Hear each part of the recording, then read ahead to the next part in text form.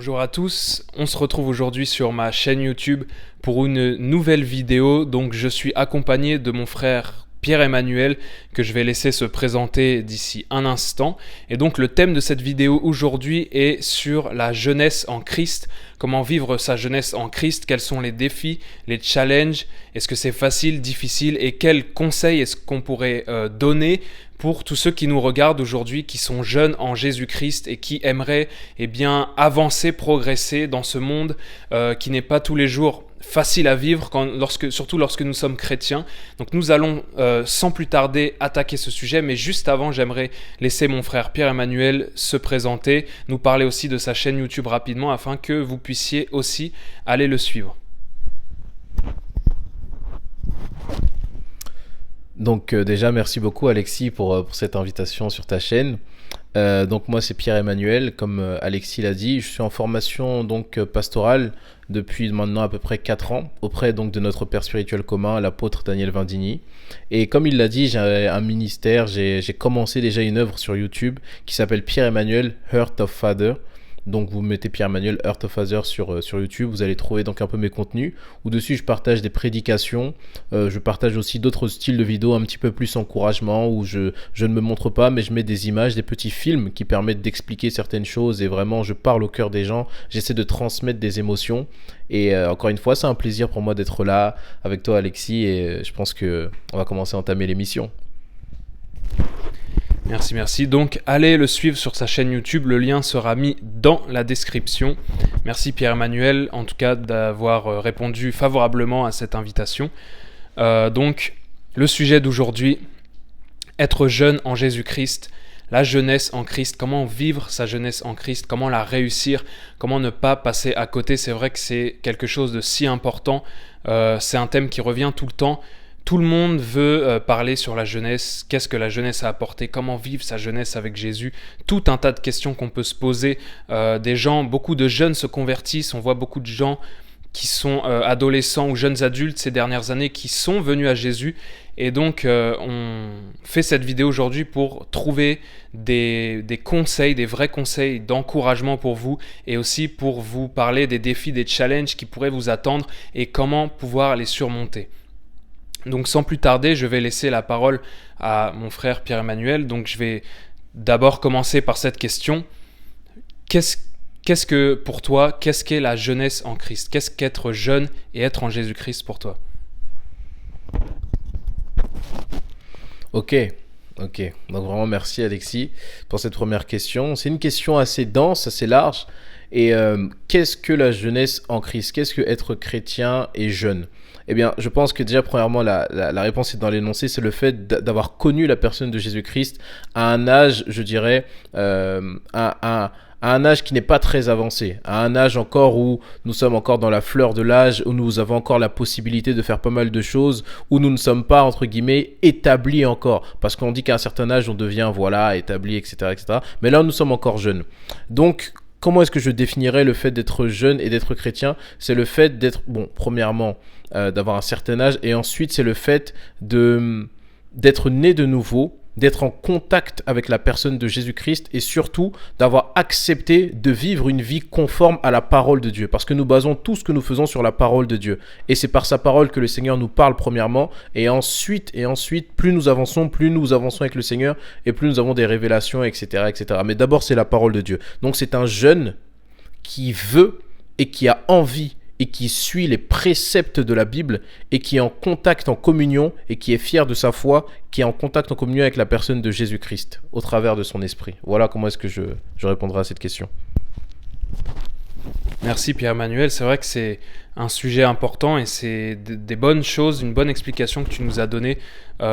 Surtout ce fait de se dire, être jeune en Jésus-Christ, c'est le fait de commencer un peu sa vie, même physique sur terre, d'être venu à Jésus, donc à un moment, on peut dire, qui est favorable, parce que moi, j'ai entendu tellement d'adultes me dire, mais qu'ils auraient tellement aimé se convertir à Jésus-Christ à notre âge, parce que plus on attend, plus on vieillit sans le Seigneur, plus on va vivre des expériences négatives, des choses douloureuses, des choses qui vont nous faire du mal, etc. Et ça va être plus dur de récupérer, de guérir de ces choses, de s'en remettre plus tard. Et donc, venir à Christ quand on est jeune, c'est vraiment quelque chose qui va nous garder de beaucoup de pièges, de beaucoup de mauvaises expériences dans notre vie et qui va nous permettre de vraiment vivre la véritable vie, celle qui est en Jésus-Christ. Parce que la vraie vie, ce n'est pas celle que le monde offre, ce n'est pas celle que cette société vous offre, mais la vraie vie, c'est celle vécue avec Jésus-Christ, la vie dans son plein potentiel tel que Dieu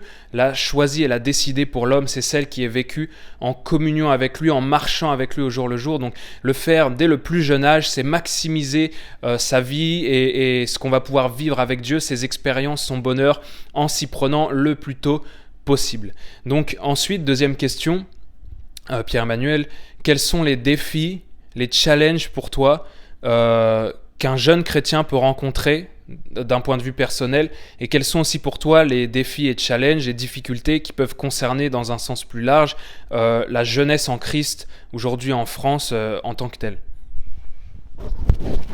Ok, donc ça c'est une très très bonne question et je commencerai par répondre en ceci.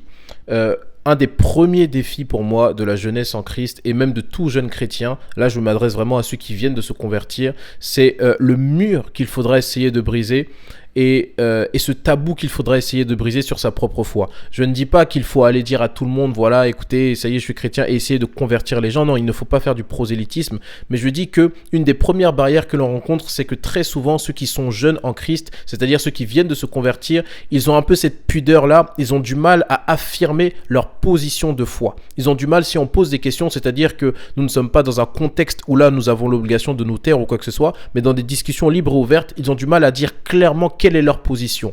Ça, c'est un premier défi. Le premier défi, c'est celui d'assumer pleinement que nous sommes en Jésus-Christ et que nous avons choisi de suivre un certain chemin. Ça, c'est le premier défi. Ensuite, le second défi, ça vient avec l'entourage, ça vient avec les personnes qui nous entourent. Parce que, en partant du principe qu'avant, nous n'étions pas chrétiens, mais que nous avons vécu une expérience avec Dieu, qui nous a transformés et qui nous a permis de passer à un autre niveau de communion avec lui, l'entourage peut être déphasé. Et quand je dis l'entourage, il y a les amis, mais souvent les amis ça va, mais très souvent ce qui peut être plus difficile, c'est la famille. C'est-à-dire que quand votre famille est habituée à vous voir d'une certaine manière, peut-être votre famille n'est pas chrétienne, peut-être votre famille vous a connu d'une certaine manière et maintenant qu'elle voit le changement, elle a du mal, elle a un peu déphasé, elle est décontenancée. Ça c'est le deuxième obstacle. Le deuxième obstacle, ça vient du fait que même parfois vos proches, ceux qui sont les plus proches de vous, ne croient pas forcément en vous et surtout ne pensent pas et n'accepte pas le fait de vous voir changer. Parce que lorsque vous êtes mis dans une case dans la tête des gens, c'est très difficile d'en sortir, surtout lorsqu'on vous a connu d'une certaine manière. La Bible dira que même Jésus, lorsqu'il est retourné chez lui dans sa patrie, il n'a pas pu faire beaucoup de miracles parce que les gens n'ont pas cru en lui. Et c'est la même parole de Dieu qui dira que nous ne sommes pas prophètes chez nous. Ça veut dire que le deuxième défi que vous allez rencontrer en tant que jeune chrétien, ce sera le fait que même si vous avez changé de nature, vous dites maintenant, moi je suis le Seigneur, maintenant ma vie est consacrée à lui, maintenant je me donne à 100%, c'est tout ce que je veux faire pour lui, il y aura un temps où les personnes ne croiront pas en vous.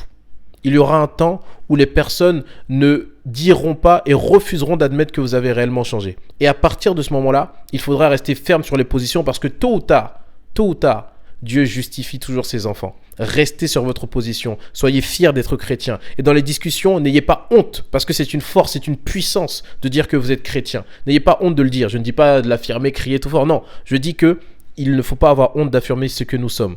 Ça, c'était la deuxième chose. Le troisième défi auquel aussi on peut faire face, et c'est un défi qui est extrêmement important à maîtriser, c'est celui de la sagesse. Il faut être sage, dans le sens où il ne faut pas devenir quelqu'un qui est obsédé et qui devient uniquement obsédé par les choses célestes à en oublier même qu'il vit sur la terre. Il faut savoir faire le juste milieu. Dieu nous a donné des capacités, Dieu nous a donné la parole. Et la parole est bâtie sur une seule chose, la sagesse. Il faut être sage, c'est-à-dire qu'il faut faire des actes de foi, certes, ça il n'y a aucun problème avec ça, mais il faut avoir la capacité de savoir mettre chaque chose à sa place. Ce n'est pas parce que nous sommes chrétiens, que nous aimons Dieu, que nous allons à l'église, que nous sommes obligés de rater notre vie physique. Ce n'est pas parce que nous aimons Dieu que nous sommes obligés de vivre une vie de pauvreté. Ce n'est pas parce que nous aimons Dieu, comme beaucoup de personnes peuvent avoir cette mentalité, je suis chrétien, donc maintenant il faut que je sois pauvre, il faut que je sois comme Jésus, etc. Non, non. Aujourd'hui, Dieu nous a donné la sagesse pour que nous puissions vivre en société et que par notre lumière, nous puissions impacter les personnes autour de nous. Donc ce n'est pas parce que nous sommes chrétiens que nous devons vivre une vie de misère. Il faut être très sage. Dieu nous a donné une capacité en plus, mais en plus de cette capacité, il nous dit soyons sages afin de pouvoir marcher correctement, afin de pouvoir être une plus-value aux gens qui nous entourent et afin de pouvoir briller tellement fort que ces personnes qui nous entourent pourront simplement avoir accès au royaume de Dieu. Voilà les 3 défis pour moi principaux. Waouh. Merci Pierre-Emmanuel pour ce que tu nous as apporté là sur les défis. C'était vraiment quelque chose d'important et c'est vrai que ça concerne beaucoup de monde aujourd'hui et j'espère vraiment que vous puisez dans ce qui est dit pour vos méditations personnelles et pour votre propre encouragement dans votre marche avec le Seigneur. Et donc j'aimerais sans plus tarder passer à la suite en te demandant cette fois quels sont les conseils, les astuces que tu donnerais aujourd'hui à la jeunesse en Christ pour réussir sa jeunesse en Christ, pour réussir sa marche avec Dieu dans son jeune âge. Aujourd'hui en 2021, qu'est-ce que concrètement tu donnerais comme conseil ? Ok, là encore c'est une très très bonne question. Et pour moi, le premier conseil, parce que le fait d'être jeune et d'être en Christ, ça nécessite beaucoup de choses. Il y a beaucoup de facteurs à prendre en compte. C'est que premièrement, vous devez grandir spirituellement. Vous devez être un exemple aussi pour toutes les personnes qui vous entourent, de manière à ce qu'ils voient la lumière qui brille et qu'ils soient attirés par Christ. Vous devez, entre guillemets, aussi par vos actes et par vos choix, prouver. Parce que vous n'avez pas besoin de vous le prouver, vous savez ce qui vous êtes. Mais les gens auront besoin par vos actes, par ce que vous allez faire, prouver que vous appartenez vraiment à Jésus-Christ et que vous êtes un enfant de lumière. Donc, dans tout ça, un mot revient, c'est la gestion. Et qu'est-ce qui est lié à la gestion dans la parole de Dieu ? C'est la sagesse. Vraiment, le premier conseil que je peux vous donner, c'est prier le Seigneur et demander-lui une sagesse plus grande. Demandez au Seigneur la capacité de pouvoir gérer les 2 mondes, de pouvoir gérer votre vie spirituelle afin que vous avanciez, afin que vous rentriez dans les plans de Dieu sans pour autant perdre ce que l'Éternel avait placé à côté de vous comme source de bénédiction, comme chose positive, que vous ne soyez pas focus sur quelque chose au détriment de quelque chose que Dieu lui-même vous aurait donné. Donc soyez très sages, ça c'est le premier conseil. Le second conseil, c'est que parfois, on peut confondre la sagesse avec le fait de se dire non mais il faut respecter les lois de ce monde, etc., etc. La Bible dirait une chose, ne vous conformez pas au siècle présent. Là je ne vous dis pas faites tout ce qu'on vous dit, etc., etc. Non, je vous dis soyez sages spirituellement. Il y a des choses où Dieu nous les a données, il faut être sage, il faut savoir gérer. Il y a d'autres choses où Dieu nous dit il ne faut pas te conformer parce que ce n'est pas de ma volonté. Donc le deuxième conseil que je vous dirais, c'est soyez attentifs aux Écritures et surtout soyez attentifs à la voix des serviteurs de Dieu qui ont l'Esprit, qui peuvent vous conduire plus loin. Priez et le Seigneur vous révélera qui marche selon l'Esprit, qui marche selon la volonté de Dieu. Et parce qu'on reconnaît un arbre à ses fruits. Vous verrez les fruits des serviteurs de Dieu et vous saurez qui est-ce qu'il faut écouter. Un des deuxièmes conseils les plus importants, c'est trouvez-vous un père spirituel, trouvez-vous une église, trouvez-vous des frères et sœurs, trouvez-vous une communauté. Ne restez pas seul. Avancez avec eux et surtout, dans cette communauté-là, apprenez les principes et les mécanismes du monde spirituel qui sont extrêmement importants. Comme ça, vous n'allez pas laisser le spirituel au détriment du physique et vous comprendrez où est-ce que Dieu veut vous amener. C'est quelque chose de très important. Et le troisième conseil, c'est très très important aussi. N'oubliez jamais que Dieu est chaque jour avec vous. Il ne se passe pas un jour sans que Dieu soit avec vous. La communion avec le Seigneur, ça ne se fait pas uniquement dans la chambre en train de prier, etc. Non, la communion avec le Seigneur, c'est en tout lieu, en tout temps. Vous pouvez être en train de travailler, vous savez que le Saint-Esprit est avec vous, que le Seigneur est avec vous. Vous vous concentrez, vous dites Seigneur, je t'aime. Vous pouvez lui parler à n'importe quel moment. La Bible dira qu'il est avec nous jusqu'à la fin du monde. Donc peu importe ce qui se passe, peu importe dans quelle situation est-ce que vous êtes, Jésus est avec vous. Jésus vous aime et Jésus vous prend par la main. Parce que parfois, c'est ce qu'on peut ressentir au début, c'est la solitude. Seigneur, je me sens seul, j'ai pas d'amis, j'ai ci, j'ai ça. Il est avec vous. Et tôt ou tard, il va vous envoyer cet entourage, comme j'ai dit. Priez pour avoir cet entourage, mais Dieu va vous le donner. Et sachez que vous n'êtes jamais seul. Il est avec vous, il vous aime, il prend soin de vous. Sa main est sur vous, vous êtes protégés, vous êtes bénis, vous allez aller de gloire en gloire. Proclamez-le et sachez qu'en tout lieu, en tout endroit où vous serez, son amour, sa main et sa puissance ne vous lâchera pas. Alléluia. Waouh, amen, amen, amen. Merci Pierre-Emmanuel pour ces paroles vraiment d'encouragement que tu nous as données.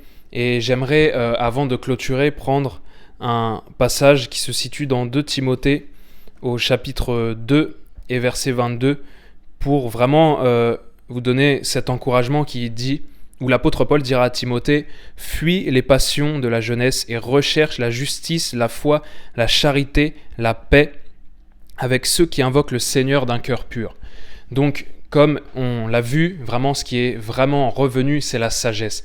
Parce que lorsqu'on est jeune, la chose première qui nous manque, effectivement, visiblement, c'est un certain niveau de sagesse, parce qu'on a peu d'expérience.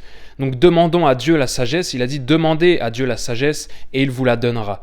Comme Salomon a désiré la sagesse plus que tout, désirez cette sagesse et Dieu vous la donnera. La sagesse pour marcher dans ses voies, la sagesse pour marcher dans la soumission aux aînés, à ceux qui ont plus d'expérience de vous, dans le respect et bien sûr à marcher fidèle à la parole de Dieu. Dans cet encouragement, l'apôtre Paul dira « Fuis les passions de la jeunesse », c'est-à-dire fuis les choses mauvaises, les mauvaises influences, le mauvais entourage, les choses de ce monde qui te nuisent, qui te sont nuisibles, mais sois un exemple.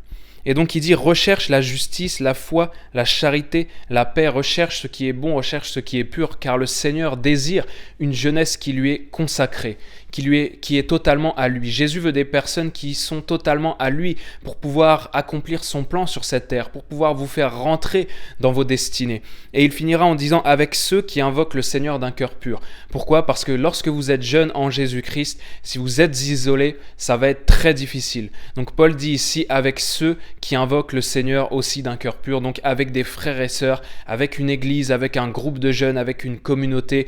S'il vous plaît, ne restez pas seul si vous venez de vous convertir, trouvez-vous des amis dans le Seigneur. Si vous êtes seul et isolé, n'hésitez pas à m'écrire, je pourrais peut-être vous aider à trouver une église, à trouver des frères et sœurs, à être en contact, mais surtout ne restez pas seul si vous venez de venir à Jésus. Mais voilà, vraiment retenez tout ce qui a été dit aujourd'hui pour réussir dans votre jeunesse en Jésus-Christ, toutes ces choses que nous avons évoquées, la sagesse, poursuivre vraiment Dieu de tout notre cœur, être consacré, vraiment être ancré dans la parole de Dieu, être ancré en Jésus-Christ, c'est ce qu'il y a de plus important, parce que c'est là que vous trouvez votre vrai bonheur dans la vie. Vous n'aurez pas le bonheur ailleurs, vous ne l'aurez qu'en suivant Jésus-Christ et en obéissant à sa parole et en l'aimant de tout votre cœur. Si vous faites cela, si vous vous donnez totalement à cela, à Jésus, alors je vous assure que vous vivrez une vie extraordinaire et merveilleuse et vous ne raterez pas votre destinée. Merci Pierre-Emmanuel pour ces paroles d'encouragement, pour ces mots. Merci d'avoir répondu présent encore une fois à cette invitation. N'hésitez pas à aller le suivre sur sa chaîne. Le lien, je le répète, sera dans la description. Et donc, on vous bénit abondamment. On vous dit à la prochaine pour une nouvelle vidéo. Que Dieu vous bénisse.